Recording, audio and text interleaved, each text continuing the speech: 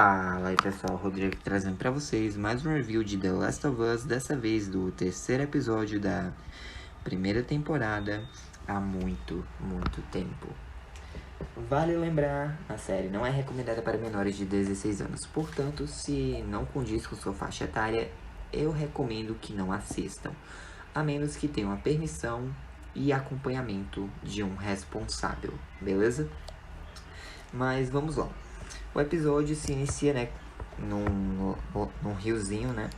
O Joel tá empilhando pedras e é revelado que ele e a Ellie já caminharam a 16 quilômetros para rumo oeste, né? 16 quilômetros a oeste de Boston, então eles caminharam um bocado desde que se separaram da Tess e ela morreu, né? E aí o Joel compartilha um pouco de comida com ela, ela diz que nunca teve na mata. E aí ela percebe que o Joel meio que culpa ela pelo que aconteceu, mas ela diz, ei, não, ninguém obrigou a vocês a me trazerem e tal, então olha, não me culpe pelas escolhas que você e ela fizeram, tá bom? E aí os dois continuam caminhando, ele vai enchendo ele de perguntas, né, enchendo o saco dele, até que eles chegam nas fazendas Cumberland, que é tipo uma loja de conveniência, onde o Joel e a Tess costumavam, né, esconder suprimentos para quando eles viajassem. E aí ele fica lá procurando suprimentos, enquanto a Ellie fica fuçando na loja. Ele diz, tu não vai achar nada, tudo já deve ter sido levado. Ela acaba encontrando um alçapão, né, depois de se certificar que dá para descer. Ela vai até lá, coloca uma lata de lixo para conseguir subir de novo. E ela acaba encontrando, né, um pacote de absorventes, mas ela escuta um barulho e ilumina o local atrás dela e percebe alguns destroços, né, e um perseguidor, que é um outro tipo de infectado, mais ou menos um meio termo entre um corredor e um instalador. E ele tá soterrado, né? E aí a Ellie chega perto dele e o mata, né? Enquanto isso, o Joe, ele pegou, né, alguns suprimentos e tal, e ele decide guardar o rifle dele, pois a munição tá pouquinha e é bem escassa, bem rara de achar. E eles continuam caminhando. Ele até pergunta se, já que agora são só eles, ela pode ter uma arma, só que ele diz que não. Eles acabam vendo um avião caído, né, e tal. Aí ele pergunta como era a sensação. Ele diz que já voou num avião e tal, essas coisas. E ela questiona, né, como começou esse surto. O Joe explica que ninguém sabe direito. Mas ele fala, né, sobre a teoria de que o Cordyceps sofreu mutação e acabou contaminando alimentos à base de grão e farinha. E tudo estourou, né, lá, né, no dia 26 de setembro de 2003, numa sexta-feira, né? Quando deu segunda, muita coisa já tinha acabado, né? E aí, ele tem um trecho que ele diz, ei, bora pelo mato. Só que aí, porque ele não quer que ela veja um negócio, ela diz, eu vou. E aí ela continua caminhando e vê um monte de caveiras, né? E o Joe explica que quando começou o surto, eles tentaram mover um bocado de gente para as zonas de quarentena, mas não tinha espaço suficiente para todo mundo. Então alguns eles matavam, pois se a pessoa tá morta, ela não pode se infectar. E aí, né, nós temos um flashback que vai para o dia 30 de setembro de 2003, na cidade de Lincoln. E temos esse cara aqui, né, com a arma numa sala de vigilância, enquanto pessoas da Fedra, né, vão escoltando pessoas para um caminhão para levá-las para uma zona de quarentena. Ele não é encontrado, né, e aí beleza, depois que a Fedra vai embora, ele sai de casa, né, e ele percebe que tá sozinho na cidade. Esse cara se chama Bill. E aí o Bill, né, ele começa doido a estocar suprimentos, ele põe lá uma lancha amarrada no carro, vai pegando vinho, carne, comida, gasolina, um bocado de coisa. Ele vai literalmente estocando para sobreviver, né? Ele monta um sistema de defesa que funciona, né? Ele até vê um infectado sendo morto pelas armadilhas dele. Ele montou também uma cerca lá de arame, né? E aí se passam 4 anos. Nós estamos agora em 2007. E o Bill acaba percebendo pelas câmeras de segurança, né? Alguém que ficou preso num buraco. Ele se aproxima. A pessoa é um cara, né, que é esse aqui, ele fala que não tá infectado e tal, que só se machucou um pouquinho, que ele tá indo pra zona de quarentena de Boston, porque a de Baltimore já era. Antes era um grupo de 10, mas agora ele tá sozinho. E aí, né, o Bill dá uma escada pra ele sai do buraco, se apresenta como Frank. O Bill meio que usa um scanner, né, e confirma que o Frank não tá infectado. E o Frank, ele tá com fome, porque ele já não come tem 2 dias, né, e ele acaba convencendo o Bill a deixar ele comer, né, um pouquinho e seguir viagem pra Boston. O Bill dá roupas, prepara um jantar pra ele e tal. E depois de jantar, o Frank acaba notando um piano, né, ele vai até lá e tal. E começa a tocar, né, Long Long Time, da Linda Ronstadt, né? Inclusive música que dá título ao episódio, só que ele canta muito mal. E aí o Bill vai lá, né, e canta. E aí, né, o Frank, né, ele começa... Durante a música ele começou a assistir algo, o Bill também. E aí o Frank pergunta, né, quem é a mulher. O Bill diz que não tem. O Frank responde que ele sabe, né? E aí os dois se beijam. O Frank pede pra o Bill ir tomar um banho, né?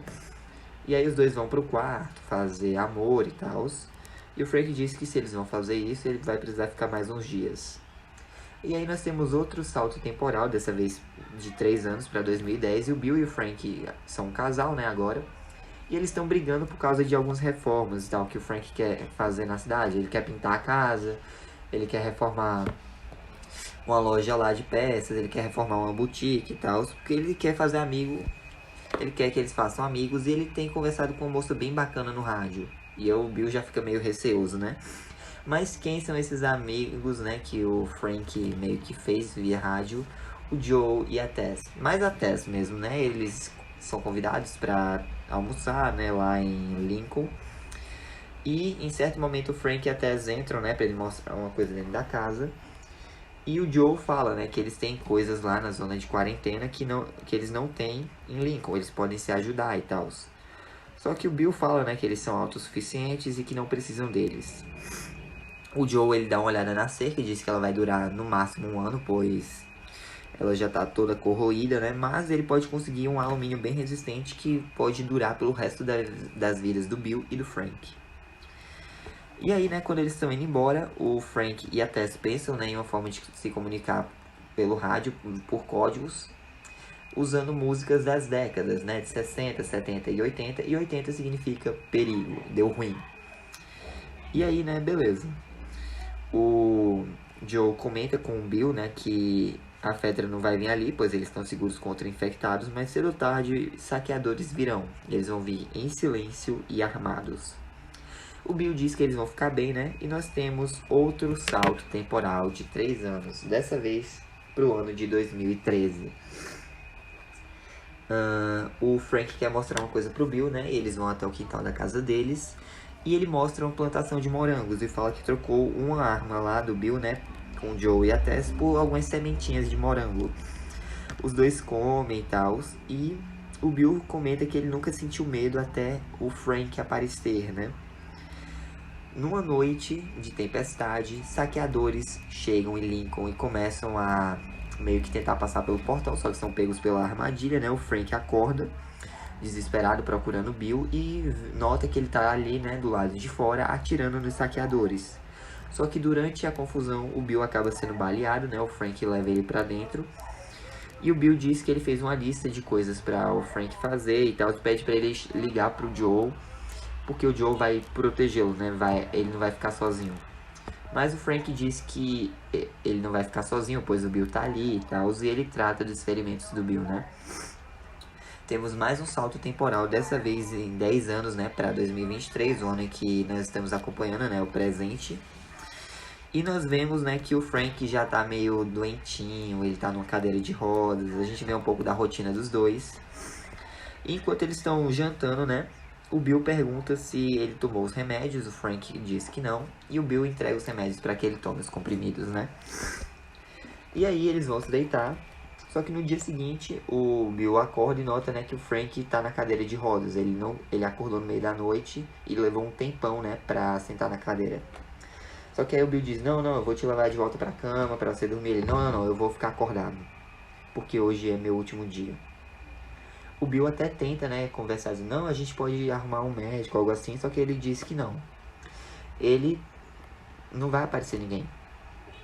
Ele teve dias ruins na vida dele, alguns inclusive com o próprio Bill, mas o Bill deu mais dias bons com ele do que qualquer outra pessoa deu ao Frank, né?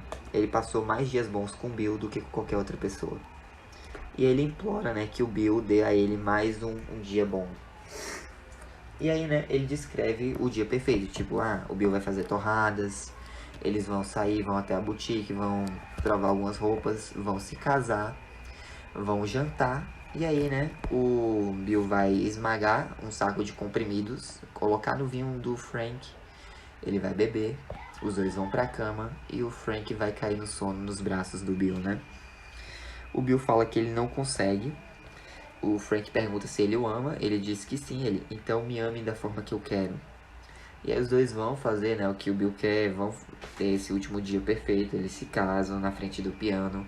E a janta deles é literalmente o primeiro prato que os dois comeram juntos, né? E aí, o Bill vai lá, né, põe o comprimido no vinho. O Frank bebe, o Bill bebe lá, né, no copo dele normal. E aí o Frank nota, né, uma coisa. Ele pergunta pro Bill se já havia comprimidos na garrafa, né, e de vinho, porque ele só esmagou os comprimidos no copo do Frank. E aí o Bill confirma que tinha, sim, comprimidos na garrafa, o suficiente para matar um cavalo. Ele já viveu demais. E o Frank foi o propósito dele, né? O Frank diz que ele não apoia isso, mas de um certo ponto de vista objetivo, é até romântico. E ele pede para que o Bill o leve pra cama, né? E aí, os dois vão e corta, né? Pra alguns dias, o Joe e a Ellie chegam em Lincoln. Eles entram na casa do Bill e do Frank, mas ela tá silenciosa. O Joe pede pra ele ficar ali e diz, se acontecer alguma coisa, você grita, tá bom? Aí ele vai explorando e acaba encontrando uma carta na mesa de jantar. O Joe vai bater na porta do quarto deles, mas ninguém responde e a porta da entrada fecha, né? Ele vai procurar ela, encontra ela na mesa de jantar. E ela mostra uma carta, né, que era do Bill. E junto da carta tinha uma chave de carro. E aí ela pergunta se o Joe quer ler, mas ele pede pra que ele leia pra ele, né? E basicamente o que diz na carta, tipo, Joe, olha, nós deixamos, né, a janela do quarto aberta. Ele escreveu a carta no dia 29 de agosto. Mas enfim, já faz alguns dias, né? Porque a gente tá em setembro, por aí. Ele diz, Joe, nós deixamos a janela do quarto aberta pra casa não ficar com um cheiro imundo. Pega o que você precisar. A senha do abrigo é a mesma do portão ao contrário. Eu nunca gostei de você, mas é como se nós fôssemos amigos. Quase. Mas olha, isso que eu vou te falar é porque você deve ser o único que entende. Eu odiava o mundo. Eu fiquei feliz quando quase todo mundo morreu. Mas eu estava errado, pois tinha uma pessoa que valia a pena salvar. E foi o que eu fiz. Eu o salvei e o protegi. Por isso, homens como eu e você existimos.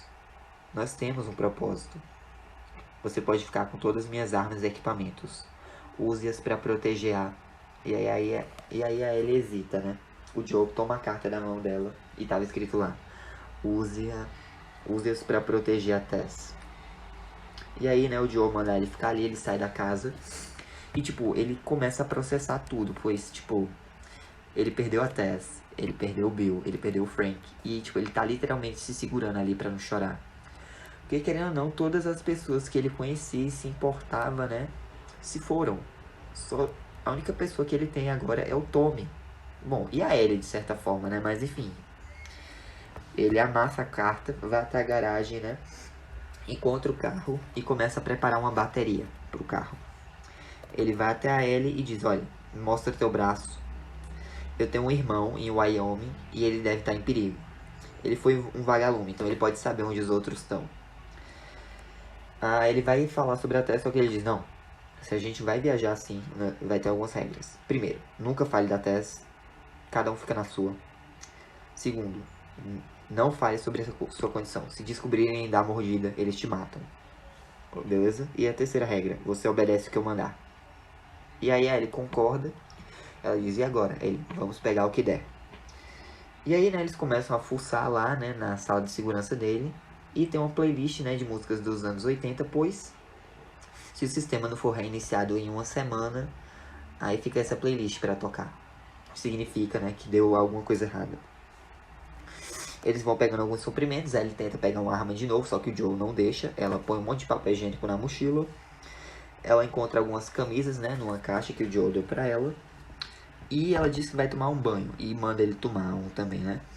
Ela vai fuçando nas coisas e acaba encontrando uma pistola. Ela esconde na mochila, quando escuta um barulho, né, o Joe aparece.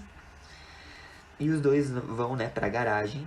Ela diz que o carro parece uma nave, só que ele diz, não, é só a porcaria de um Chevrolet S10. Eles entram no carro, o Joe põe o cinto nela, porque ela parece não saber o que é um cinto de segurança. E aí, né, ela acha uma fita no porta-luvas, coloca pra tocar, e é justamente uma fita, né, da Linda Ronstadt. E o episódio acaba, né, com eles pegando a estrada ao som de Long, Long Time. E a câmera, né, vai até a janela do quarto do Bill e do Frank, mas não mostra o interior, né? Só mostra a vista do lado, só mostra a vista como se alguém estivesse do lado de dentro olhando pra fora. E assim acaba mais um episódio. Bom, gente, de longe foi o que mais se distanciou da história do game, né? Eu não esperava que o Bill fosse morrer. Eu gostei bastante que deram desenvolvimento, né? Eles exploraram bem o relacionamento dos dois, que era só subtendido no jogo. E, nossa, eu fico um pouco triste, pois nós não vamos ter mais, né, aquelas sequências do Joe, da Ellie e do Bill em Pittsburgh. O Bill e a Ellie se xingando direto e o confronto com o Byaku, né? Eu acho que isso vai ser mais pra frente, que vão adaptar. Mas é isso, essa foi a review, espero que tenham gostado. Deixem um like, se inscrevam, ativem o sino. Não se lembrem, não se esqueçam, essa série não é recomendada para menores de 16 anos. Mas é isso, fiquem todos coração, Jesus chama, um forte abraço, até a próxima aí. Quando estiver perdido na escuridão, procure a luz. Oh, I'm gonna do this on my own. No point in blaming you, you did not know.